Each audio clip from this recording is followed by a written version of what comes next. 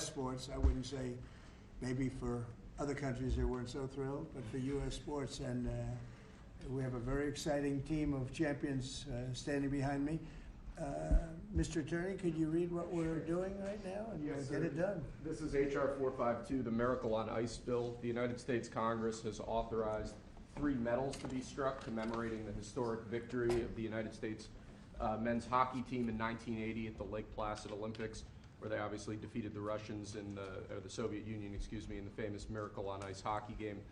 This will serve as a fitting commemoration of that incredible achievement and will hopefully be a lasting memorial of that achievement going forward, sir. This was an amazing event. Pretty big, I mean, I don't know. There were some other upsets in the world. I haven't noticed them getting any of these, right? They're the only ones. That's great. We don't use auto pens here. It's a great achievement. Okay, wait a minute. There you go, Mike. Take that. Thank you, sir.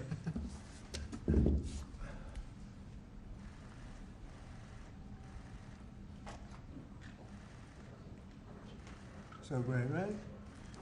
Most of these people are too young to remember that. But the real sports fans know it. Thank you very much. It's a great honor to have the media too. We're delighted to be joined today by true legends of American sports history, the heroes for the entire nation, the 1980 U.S. Olympic ice hockey team. This was one of the biggest moments that I've ever seen in sports, and I like sports. These are the men who gave us one of the most storied athletic wins of all time. It's called the Miracle on Ice, and I guess that's what it was. We're with us today by players like Jim Gregg, Steve Janicek, Bill Baker, Dave Christian, Ken Morrow, Jack O'Callahan, Mike Ramsey, Neil Bratt, Mike Urizioni, Rob McClanahan, Buzz Schneider, Dave Silk, Phil Bercoda, and numerous others. And what I'd love to do, you know, when you have all of these media people, it's a nice, slow afternoon. Nothing's too slow around here. I think we just did a very good job with Thailand and Cambodia. We had them stopped, and I've been saying I stopped 8 wars, but they started shooting at each other 2 days ago. Was it good? And we got it, I think, straightened out today. So Thailand and Cambodia is in good shape. So we get a lot done. 8 wars. Nobody's ever stopped 8 wars. We have 1 more to go. The easiest one, I thought, would be a country that you're somewhat familiar with, Russia and Ukraine. But a lot of progress is being made even there. Could I ask you to just say your name? And if you have anything to say, you could say that also. And then we'll get on with reading some of the stats. Yeah, my name is Ryan Suter. I'm here representing my dad, Bob, who passed away. It's a true honor for me to be a part of this, and thank these guys for allowing me to be a part of their team. And thank you for having this and hosting us. Your father was some player, incredible player. Did you ever play ice hockey? I did, yeah. How good was he compared to his father? Don't not answer. Mr. President, Ryan just played 21 years in the NHL. Wow. He played 1,500 games in the So, NHL. pretty comfortable, though, right? Better? You think better? Yes. You can say he can. His dad was tougher. I've heard he might be. Dad was tougher, you're right. Dad was tougher, but he's better. But you got good genetics. You had a great career. How long did you play? I played 21 years. Wow. Yeah. Well, you look pretty good for a guy who played 21 years. It's a nice business. Congratulations, Thank and you. great father. Thank you very Great father. Please. I'm Taria Lewis, and I'm here representing my dad, Mark Pavlich. I'm so honored to be here. I'm at a loss for words, to be honest. Like, I can't believe this is real. And I want to say to you, President Trump, I know so many people from Duluth, Minnesota that love you.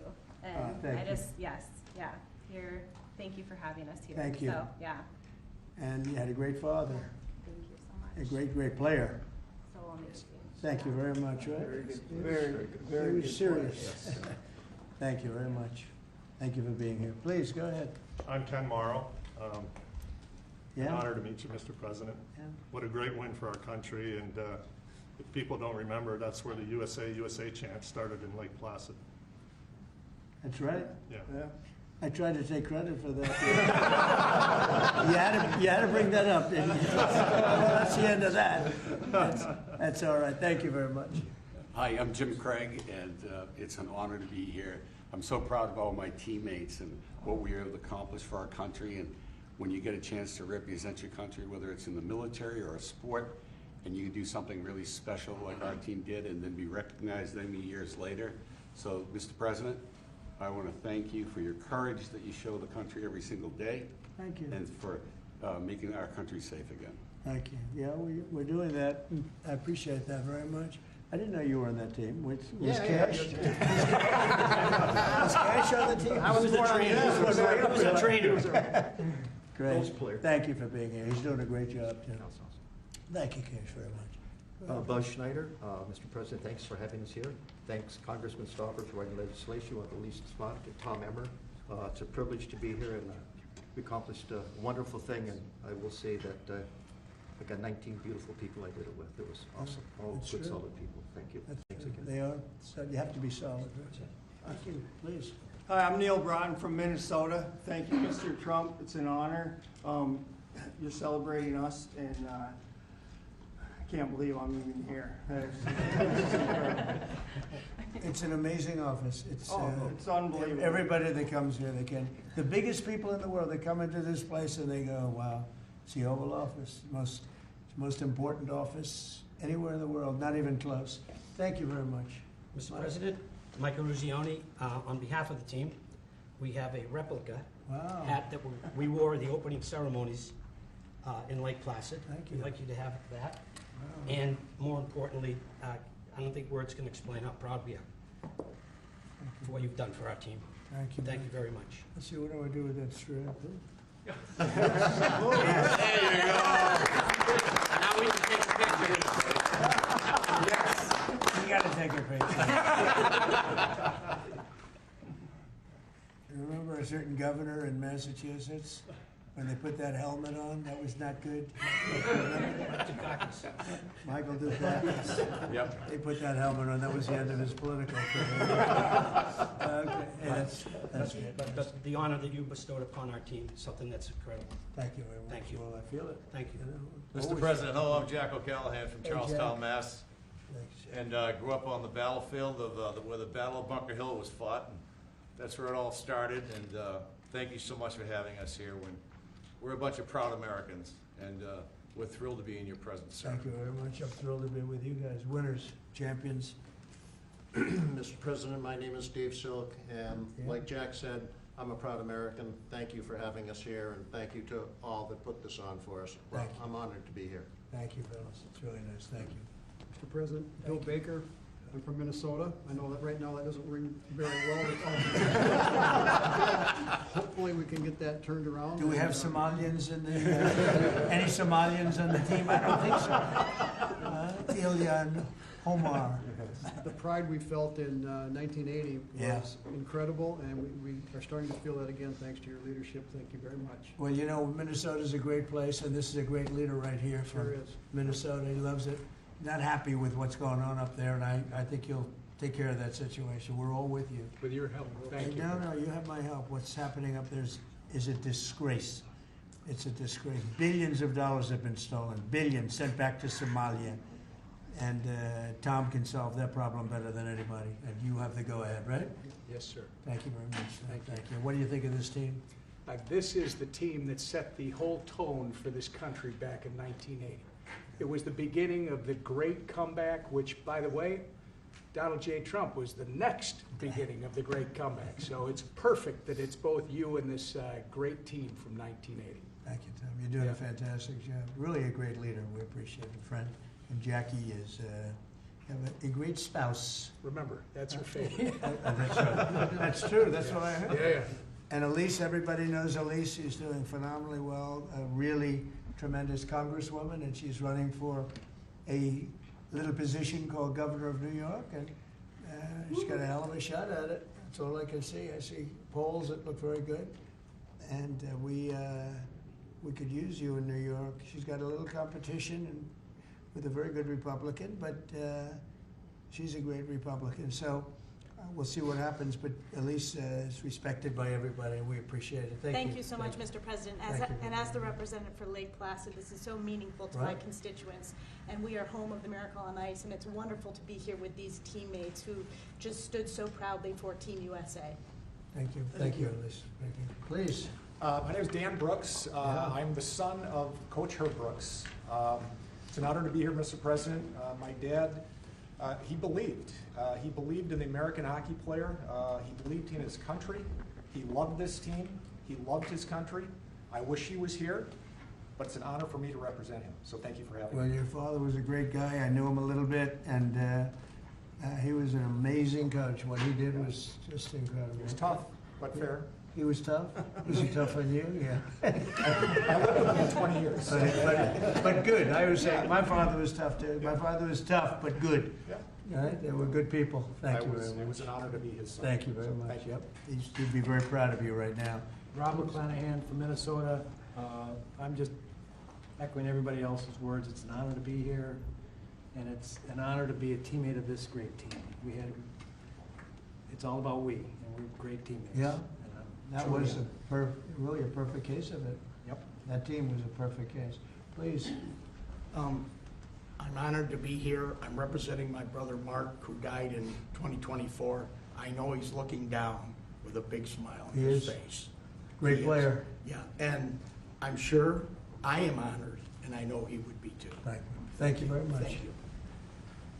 Mr. Trump, Dave Christian from Warwood, Minnesota, Hockeytown, USA.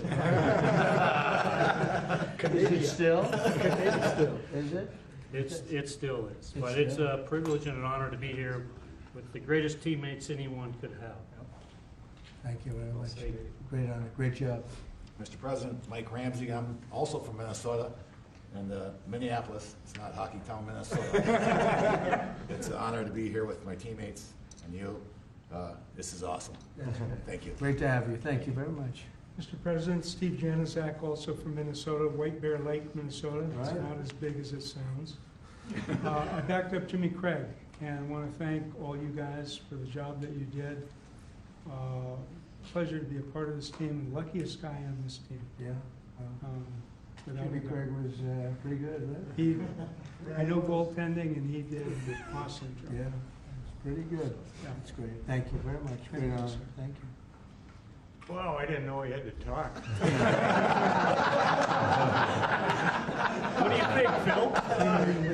I'm speechless, of course, but I'm Phil Burkota, originally from Duluth, Minnesota, and certainly, like all the other gentlemen here, we're having a wonderful, wonderful day, and just seeing the history of Washington, D.C., and the invitation and the award is beyond what I could imagine.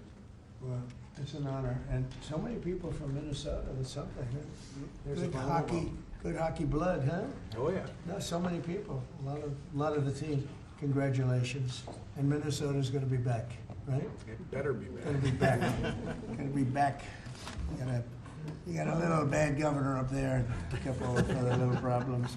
But it's going to be back. And unbelievable people in Minnesota. 45 years ago, this tremendous group of collegiate players and amateurs faced overwhelming odds against the Soviet Union in Lake Placid Winter Olympics.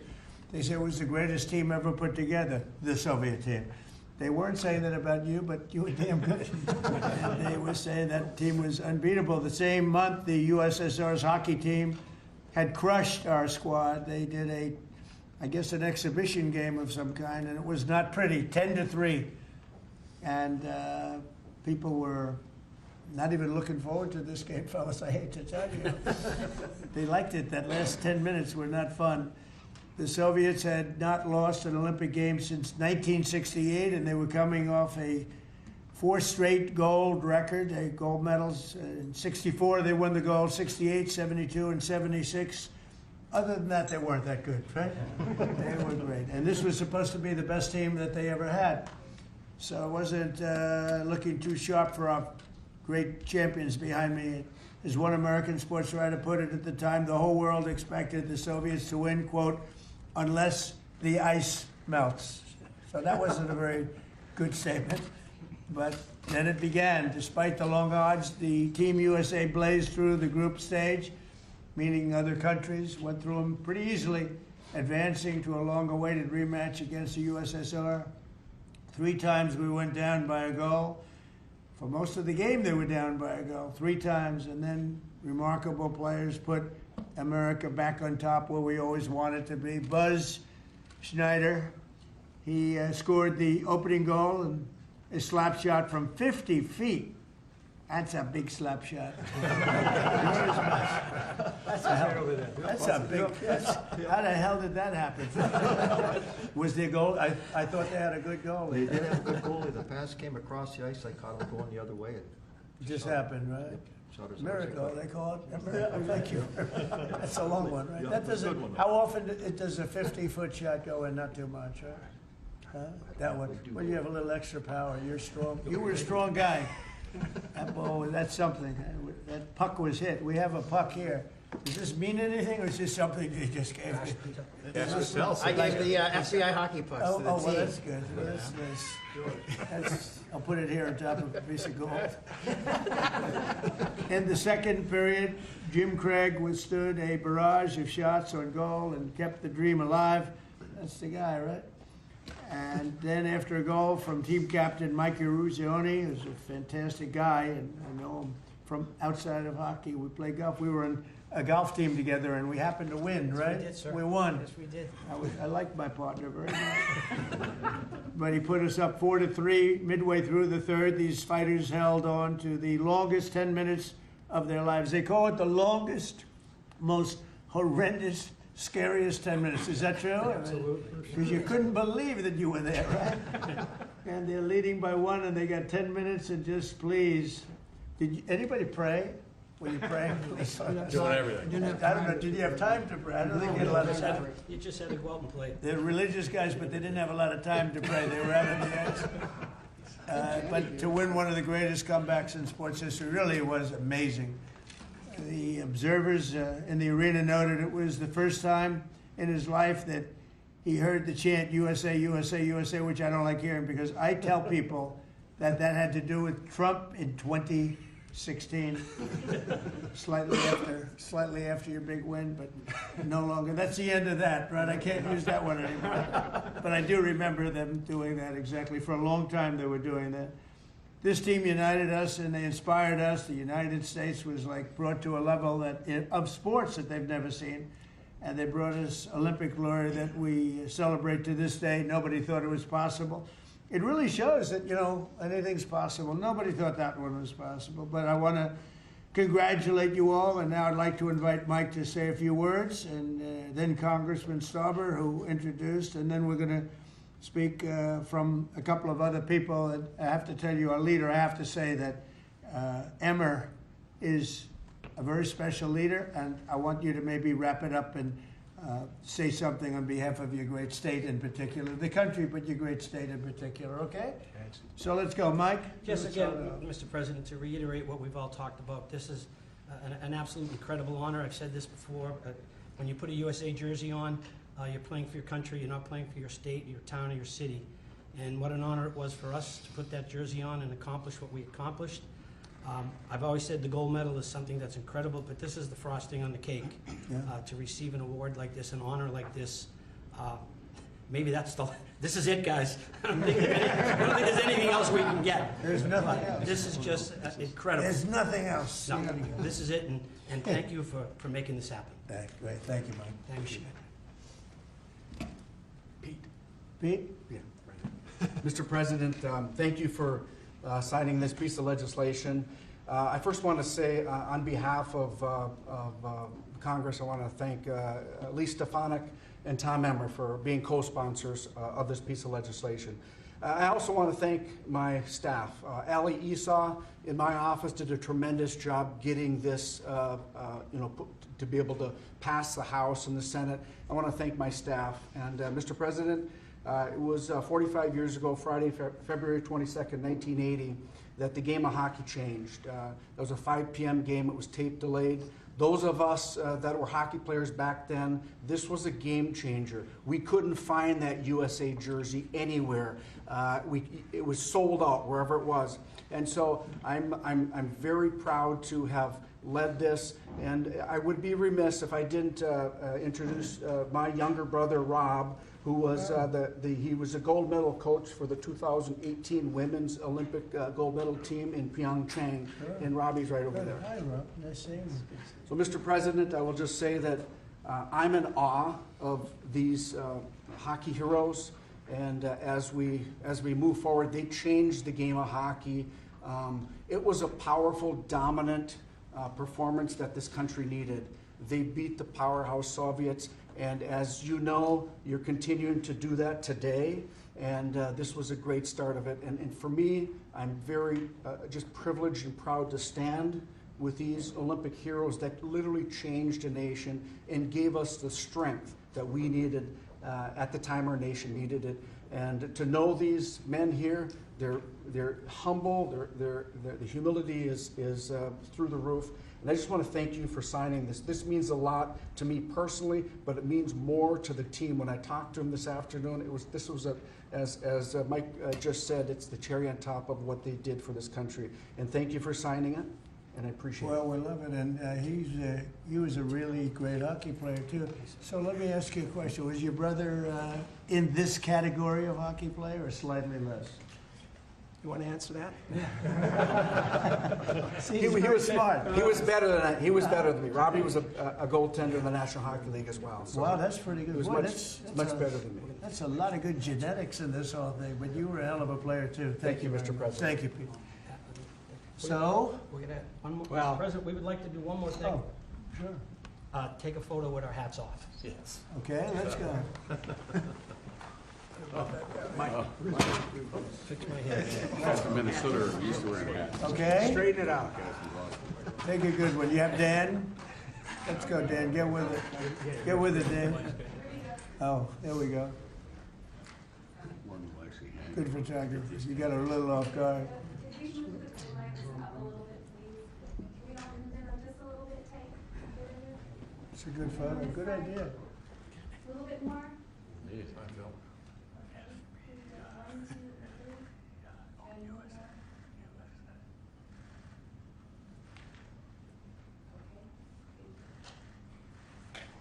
So we're going to finish up with Tom Emmer, and he's been just a fantastic congressman, leader, person from Minnesota. Loves that state. Boy, do you love that state, and they love you equally as much. Please. Thank you, Mr. President. First, I got to thank Pete Stauber as he's talking about humility. Pete Stauber actually was in the White House as a national championship captain of a national championship hockey team back in the 1980s. Not bad. This runs in the blood in Minnesota. This runs in our blood in Minnesota, but it's not about Minnesota, even though I will point out most of the guys are from Minnesota, but that's not the point. It doesn't matter if it's Massachusetts, Minnesota, Michigan, Wisconsin, wherever players came from back then, they were all Americans.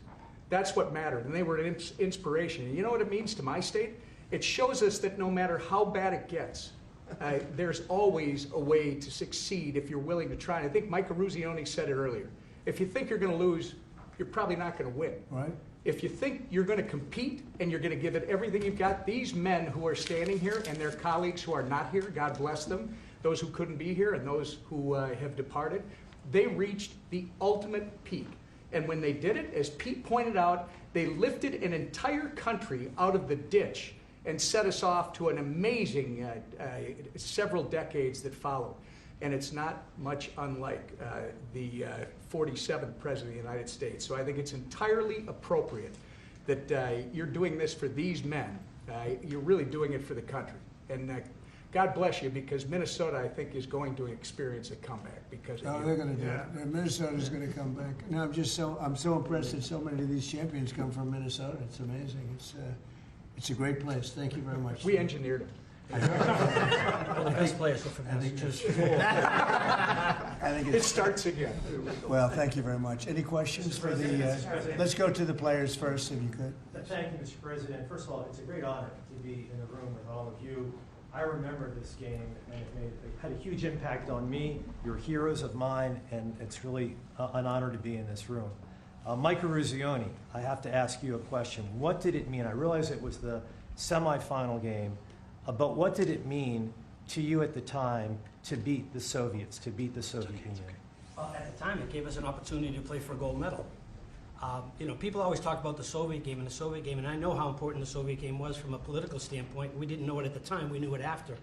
But if we don't beat Finland, we're not having this conversation today. We're not here. As great as the Soviet victory was, and it was an incredible victory, but if we lose to Finland, it would have been, God, if you only could have beat Finland. What was the score? 4-2. We were losing 2-1 going into the third period. That would have been a downer. So can you imagine? We're not having this conversation. That would not have been. You are not inviting us to the White House. We are not receiving this honor if we don't beat Finland. So I think it speaks volumes of the team and the team that I played on to come back after such a great victory. We were ready to play Finland on Sunday. And I think, again, that's a tribute to the team and the type of players that we had. So years later, 45 years later, we realize how important that victory was against the Soviets. But I think a lot of us take great pride in knowing that we closed the deal by beating Finland. If you didn't win that final game, We're not here. Nobody would. We wouldn't have played. You wouldn't be here. I would not have invited you. I would have said, you gotta be kidding. Yeah, what happened to Finland? Mike, if you drive an Uber. It's very funny. Little truth to that. But you did win. What's the lesson for Ukraine from this win from 45 years ago when you defeated Russian team against all odds? Well, it's a very similar situation, isn't it? Let's see what happens. We're working on seeing if we can make a deal right now. We're gonna see. We'll soon know, I guess. We're gonna see a lot of death. Last month, fellas, 25,000 soldiers were killed in Ukraine and Russia. 25,000. Can you imagine that? It's ridiculous. Maybe we should send our team over. If I could, you guys were a team of amateurs. What do you think about the NIL, the deals that are being made with players, and they're hopping around schools? What do you think about it? I'll get your thoughts on it. My thoughts are, I don't like it. I don't like the nil. I don't like the portal. But that's the state of college sports today, and we have no control over that. I don't like it, and a lot of people that I've spoke to don't like it either. But we have no say. Well, I think we maybe do have a say. I think that it's a disaster for college sports. I think it's a disaster for the Olympics because, you know, we're losing a lot of teams. The colleges are cutting a lot of they would call them sort of the lesser sports, and they're losing them like at numbers nobody can believe. And they were really training grounds, beautiful training grounds, hard-working, wonderful young people. They were training grounds for the Olympics. And a lot of these sports that were training so well would win gold medals because of it. Those sports don't exist because they're putting all their money into football. And, by the way, they're putting too much money into football because colleges don't make, even the most successful universities don't make that much money. And you can't pay a quarterback $14 million to come out of high school. They don't even know he's going to be a very good player. I mean, they've tried a couple of times. $14 and $12 million. And a couple of deals like that, and the most successful colleges are losing money. And I think the NIL is a disaster for sports. It's horrible for the Olympics. And I think it's actually horrible for the players. And you're losing all of these great sports. They're not college football. Even basketball is being affected. Basketball second. But even basketball is being affected. They're putting all of their money in, and I know something about it. They will not be able to stop. You're going to have a college president. I'm telling you, sir, we give a guard $7 million. We're going to win the national championship, and they'll give them $7 and they won't win it. And even if they do win it, colleges cannot afford to be paying the kind of salaries that you're hearing about. And frankly, if you didn't have a very strong salary cap in sports, and even then, in professional sports, they'd all be out of business, everyone.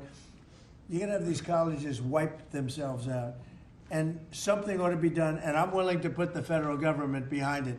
But if it's not done fast, you're going to wipe out colleges. They're going to get wiped out, including ones that do well in football. They can't pay 12 million, 14 million, 10 million, 6 million for players. They won't be able to stop. There'll always be that one player. If they only have that player, they're going to win the national championship. And they'll have 100 colleges thinking the same thing. Colleges cannot afford to play this game.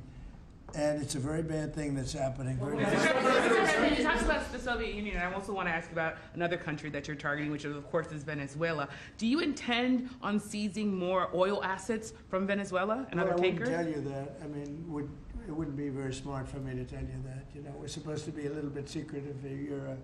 You're a very big-time reporter, and I don't think I want to tell a big-time reporter or a small-time reporter that. But we are knocking out drugs at levels that nobody's ever seen before. We knocked out 96% of the drugs coming in by water, and nobody can figure out who the 4%. I wouldn't want to be the 4% either, but 96% of the drugs coming in by water. Every one of those boats you see get shot down, you just saved 25,000 American lives. But we knocked out 96% of the drugs coming in by water. And now we're starting by land, and by land is a lot easier. And that's going to start happening. And we're not going to have people destroying our youth, destroying our families. Forget about youth, everybody. You ever see a family with the fentanyl or cocaine? Colombia has at least 3 cocaine factories. That's a different country. We're not happy about it, but we're stopping it. And we've stopped it now on water. You don't even find boats on water. You don't even see fishing boats on water. You want to go fishing in that area? Does anybody want to go fishing in that area? I don't think so. So I just want to say this. We have now a strong border. A year and a half ago, we had millions of people pouring through. Now we have nobody coming in through our border. And we have a strong country. We have a country that's respected, and we're going to keep it that way. And we're not going to let people kill 300,000 people a year with drugs. Mr. President, can I also just ask you one more follow-up question, Mr. President? The fraud that you've been pointing out, talking about in Minnesota specifically, there have been some reports resurfacing and circulating, even by your own administration, alleging Ilhan Omar's marriage to her brother. And this would be a fraudulent situation if there, in fact, is found to be fraud. In a situation like that, would you like to see her denaturalized or others who have similarly committed fraud? Well, I think she's very bad for our country. All she does is complain, complain, complain. She comes out of a country where they have no government, they have no military, they have no police, they got no nothing. They don't have a country.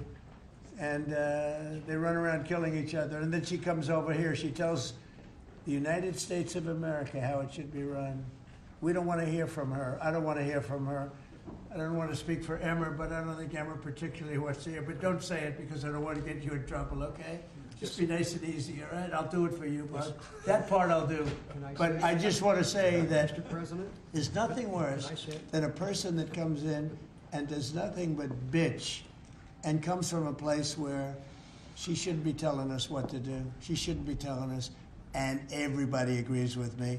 And what's happening in Minnesota with Somalia, where billions of dollars is being stolen, right, like candy from a baby, we're not going to let that go on. And it's too great a state to have that happening. And guys like Tom Emmer and others, Pete Stauber, guys like them, they're going to stop it.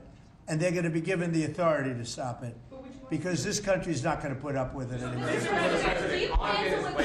You've talked about land strikes happening soon. Is there anything at this point that can prevent that? And is the objective, if you make that decision, well, I don't want to say that, but it's not only land strikes on Venezuela. It's land strikes on horrible people that are bringing in drugs and killing our people. You know, if we were in a war and we lost 300,000 people in a year, because that's what the real number is. It's not 100. You know, you keep hearing 100. And it's a lot worse than that because the families are devastated when they lose their child.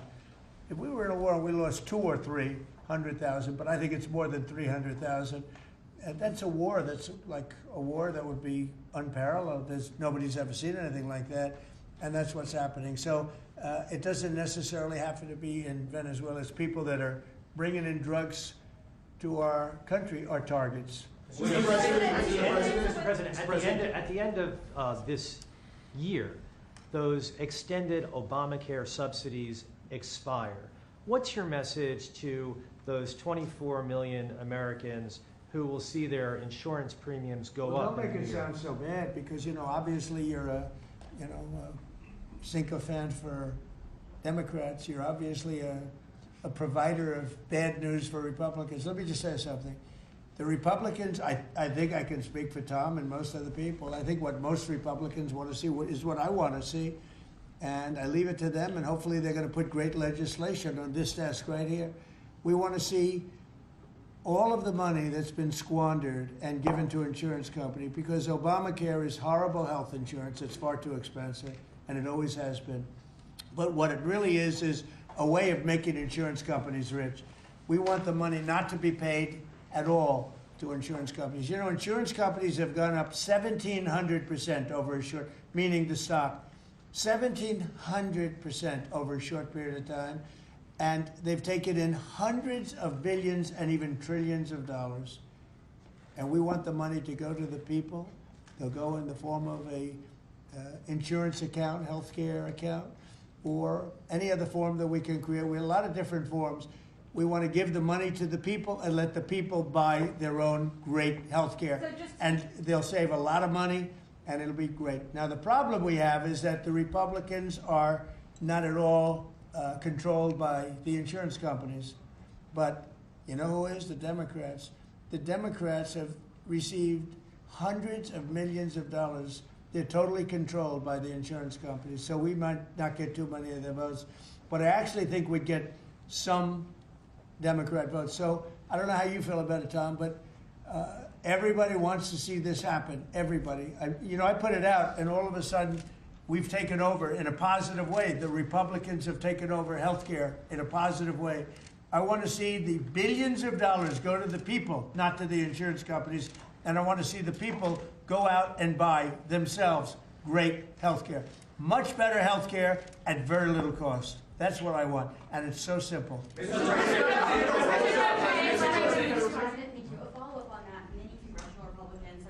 won't vote for an Obamacare extension deal if it includes funding for abortion. Would you assure those Republicans that you will not propose? Well, we're going to look into it. We're going to look into a lot of things. That's one of many factors. But what we do want to see is we want to see the money go to the people, not to the insurance companies. No, wait. You have to be nice and easy. Nice and easy. She's very aggressive. Okay, please. Thanks, Mr. President.